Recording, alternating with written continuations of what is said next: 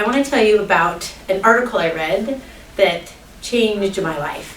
My husband and I, his name is Jonah, we met in our university library, and we were actually both doing family history at the time. He was writing about an ancestor, and I had just finished a little biography of my dad. And I saw him in the library. He was cute. I went up and said hi, and we were engaged a month later. And so kind of that's just been a big theme of our whole lives is family history. We've done a lot of research about our ancestors and have written and collected things.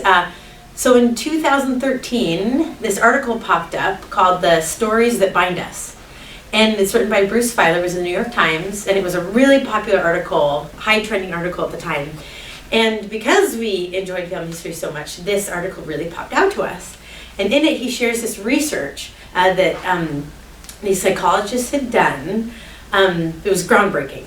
That a psychologist talked to her husband, and he said, you know, I'm finding in my therapy situations, he was a counselor, that the people who know a lot about their family just are overall a lot better. And Robin thought, well, that's really fascinating. I want to do some research on that. And so she developed a test called the Do You Know test, and I have some copies of it here. And she gave it to a bunch of children. It just has 20 questions in it, simple questions like, do you know how your parents met? Do you know where your mother grew up, where your father grew up? Do you know where your grandparents met? Do you know which person in your family you act like or you look like? Do you know some of the illnesses and injuries that your parents experienced when they were younger? Do you know some of the jobs that your parents had growing up? So just basic family story things, and many of them not going too far back. Mm-hmm. And this psychologist found that the children who did better on this test also did better in pretty much every other psychological test that they were given, with IQ, confidence, resilience, self-esteem, all these other things. So it was this amazing finding that, wow, knowing about your family is really powerful. And then an amazing thing happened. This was right September 11th, 2001 happened. And they were able to interview these children afterwards. And it turns out that these children, no surprise, who knew more about their family stories and their family history, dealt with that trauma better, even if it was just something in the news for them, right? Not that they were experiencing firsthand. And so that was just amazing that these children who knew they were part of something bigger, that had this identity and knew their family narrative, just were more resilient and dealt with that better. And in the article, they say that any family stories are powerful. The ones that are from our ancestors really poor, but then, wow, they worked really hard and now they're amazing, they're so successful, what an incredible person.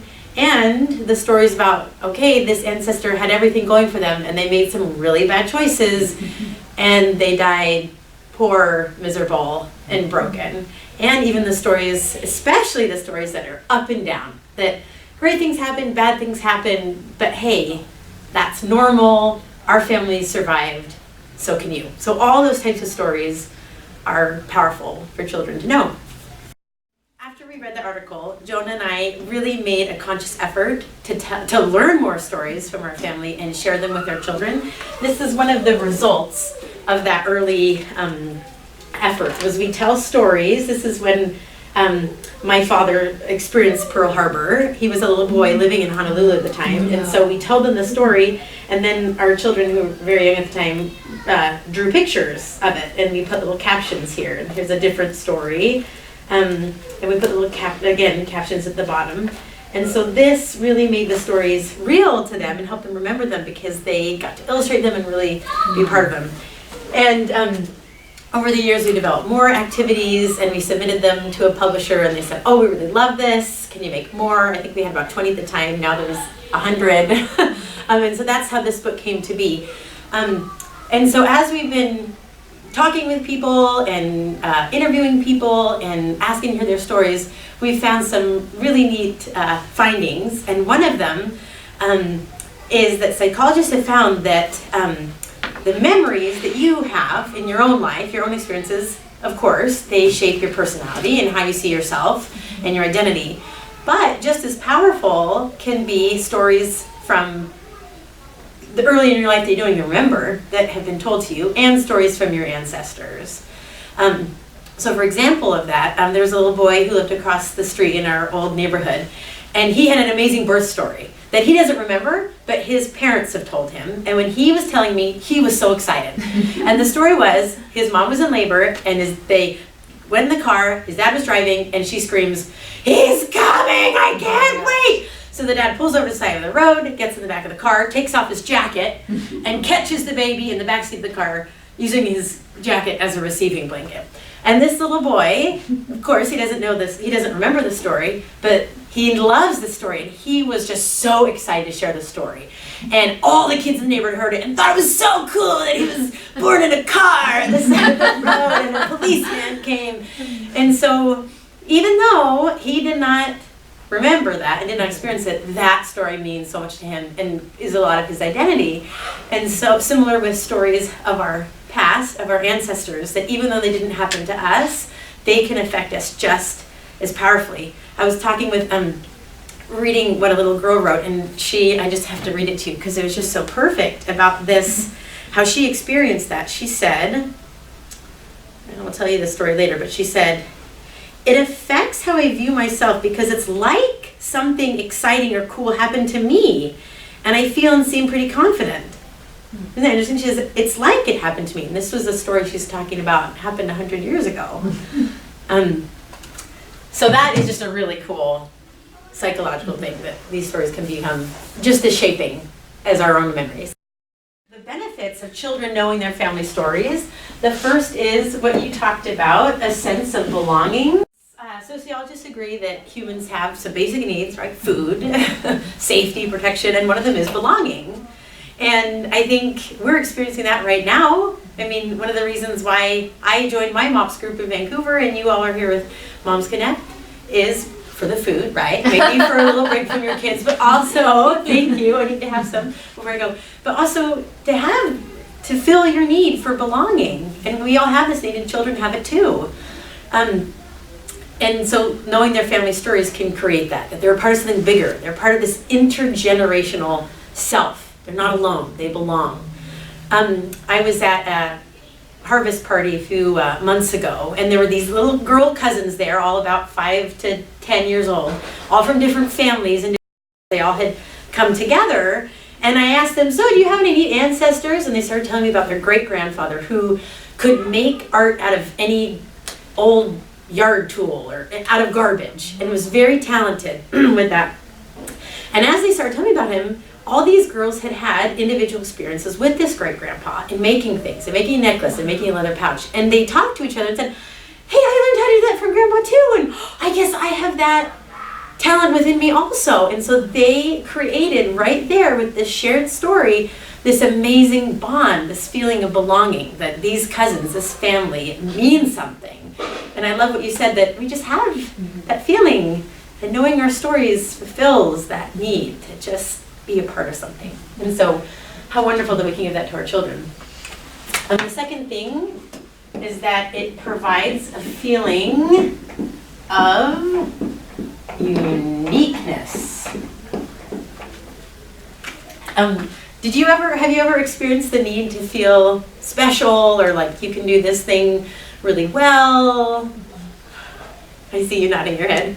It's true, it's another feeling that we want to feel. And I know that children, tweens, teens, they all want to feel that also, and perhaps they go to extremes or try and find that uniqueness in ways that maybe aren't as desirable.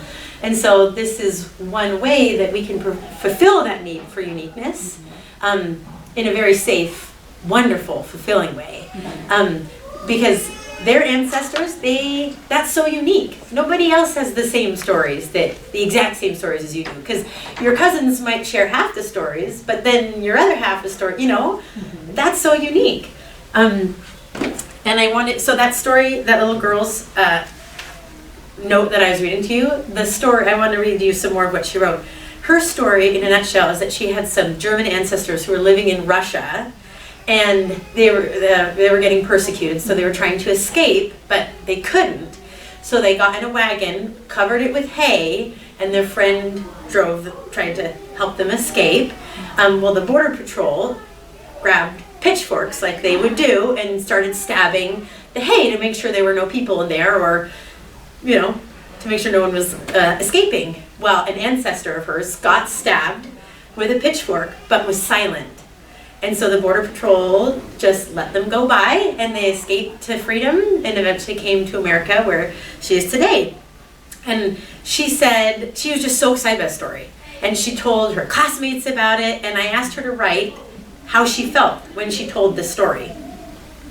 And she definitely feels unique when she tells the story. She wrote, "When I tell it, I feel proud, amazing, bold, like I am on a high mountain and everyone is looking up at me. I feel like I am so cool because my family had something so amazing happen." Isn't that cool? Everyone is looking up at me. I feel proud, amazing, and bold. So these stories can just, when your children know these, they can have that same feeling that I am unique and I am amazing. The third thing that children can get from knowing their family stories is strength. Do you have any ancestors maybe that went through hard times that you have ever looked at for strength?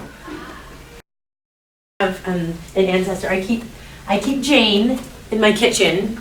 This is Jane. Don't you love her little? Yes, they sit there. Jane's in my kitchen because Jane was a frontier woman all the way. She walked across to escape persecution, religious persecution. She walked across the whole country. She got sick. She lost a baby. She was starving. She saw miracles. Amazing. Wow. And so I keep her in my kitchen so that when I'm doing my dishes and I'm complaining in my head, or when we all have those moments, right? She puts me in a place. She says, "Oh, you have it so good, Charlotte. You have dishes. You have food. You have machines that do all the things for you that I had to do by myself. Don't complain." So she gives me a lot of strength and helps me to just be so much more positive and grateful. And I started learning about Jane when I was a little girl. And so we can start sharing these stories with our children so that as they grow up, that they can draw upon those stories of their ancestors for strength. And the fourth thing, I'm sure there's so many more, but these are the four main things that we found in all of our talking and research, is let me finish writing it first. Forethought. Knowing the history of our ancestors and the decisions they made, the choices they made, and how that affected their lives and their children and grandchildren and us, that helps us continue looking forward. So for example, one teenage girl we talked to in Arizona, she said, "My grandmother came to the United States and settled in Chicago, but she was so cold and miserable. She said, I am not staying here." So where did she move? Arizona, where it is never cold. And she said, "Well, because my grandmother didn't like the cold and moved to Arizona, I'm here now." And so she started to see the connection that decisions of the past affected her. And so when a child, and especially a teenager, realizes that, they can start looking forward to see, what decisions have I made, or what decisions am I going to make that will affect my children and my grandchildren. And that is not a common perspective for teenagers to take, ever. And so I think that's really important to kind of share that with your children and with teenagers especially, the power of decisions on generations. So these are just some great things that come from learning our family stories. And through lots of the activities here, the point of this book is help parents share stories in short and sweet and fun and meaningful and engaging ways. Because the kind of stigma of family history, right, is old dusty things and long stories and sitting down and listening to grandpa. Well, for example, my mother, we were at the table, all my kids were there. My mother, who's 80, I said, "Well, tell us about your grandfather." Expecting a short little sweet, "Hey, we're at the dinner table with 6 kids" story. She started going off and completely unrelated details to any story. So I said, "Oh, thanks, Mom," and I told a very brief story. So the point of Turning Little Hearts is to share stories in short, sweet, fun, engaging ways so that children can learn the stories and not get bored by them and not be turned off, but learn these stories that will help them get these amazing benefits. And I love this mothering tool. I love this tool of just sharing family stories. It's something that can be as easy as at the dinner table, sharing a 30-second story. It can be as easy as telling your children a story about when you were little. I mean, even that far back can give them these benefits. So I know that as we start sharing our family stories and our histories and about our amazing ancestors, showing them pictures, having them in our house. Right next to our dinner table is just a whole ancestor wall. So that helps us remember to tell stories during dinner. It makes it keeps it on the forefront of our minds. So I know as we do this that we will be blessed, we will get these benefits also, and that our children will, and that we're laying the foundation for just great qualities and great confidence and success.